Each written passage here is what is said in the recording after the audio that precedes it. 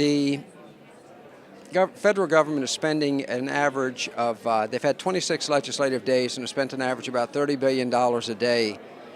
I know that a year ago, or last October I should say, the Washington Times had one of the initial editorials against the bailouts. That's right. Where does the Times stand on the bailouts now? Well, I managed the news side of the department, and there's actually, when I came aboard in last year, I asked that the opinion side be separate of me. I'd worked in some news organizations where I thought the merging of opinion and news were together. When you read our pages every day, we're clearly very troubled on the opinion side about what's going on in Washington and the amount of money being spent and the lack of accountability that appears to be there in its spending. On the news side, we're doing a lot of journalism aimed at trying to expose all of the misexpenditures, the waste, the fraud, and abuse that is inevitably going to happen when you put this much money on the street.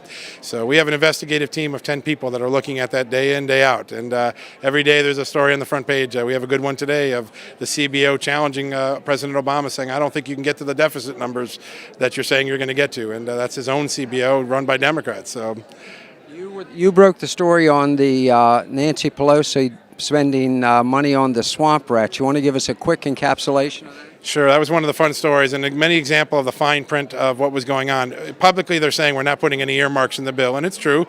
You can't find them written into the bill, but all the deals are being made at the federal agencies. And so Nancy Pelosi long have been trying to get money to save a little mouse in the harbor of San Francisco. It's not in the bill, but when you call the agency, they said, well, we're going to take $30 million of that. We're going to spend it on that pet project that Nancy Pelosi had always wanted to get done. And that's the sort of thing that's going on. What's used to be public, a lot of earmarks you could see in the bill, are now being shifted into agencies where no one can see what's going on. Yeah, the Democrat side is very clear. They feel they need to spend their way out of this recession and spend their way into a new era of American government. And they're not bashful about it. They're upfront about it. They are concerned about the deficit, but there's sort of a tension there because on the same day President Obama said he wanted to get the deficits down to $500 million a year within 4 years, his party introduced a $480 billion spending bill on top of the $1 trillion that we've just spent in the bailout. So there's a tension there. How they're going to pull this off, I don't know. I don't think they have a plan yet that's very clear. On the Republican side, a lot of Americans feel like, where are the Republicans? Where are the Republicans?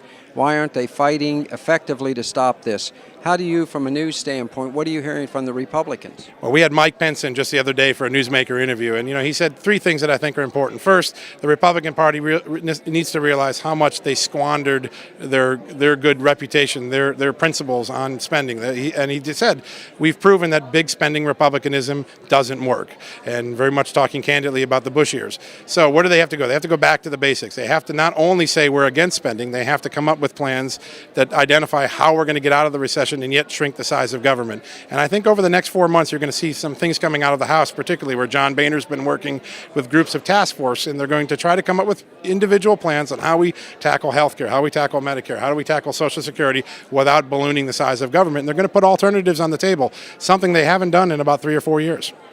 One more question, and this is a business question, so if you don't want to answer it, just say, Washington Post in the last 24 hours announced staggering losses. Washington Times seems to be building, even though right now you don't have the circulation they do.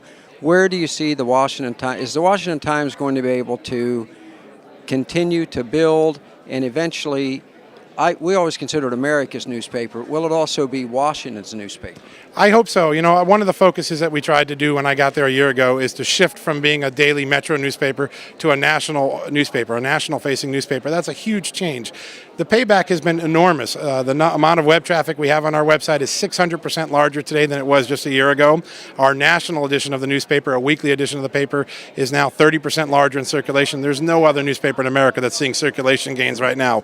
We've never been profitable. We're working our way there in the next few years to get to profitability. But I think what we've done is we've not only transformed as a national newspaper, we're creating a multimedia company. We're now a multimedia company that has a newspaper, a radio division, a television division, a web division, and we are now able to reach millions more Americans every day with the news that we think they want to listen and hear and read than we could just a year ago. And I think that's one of the most exciting transformations that we're going through.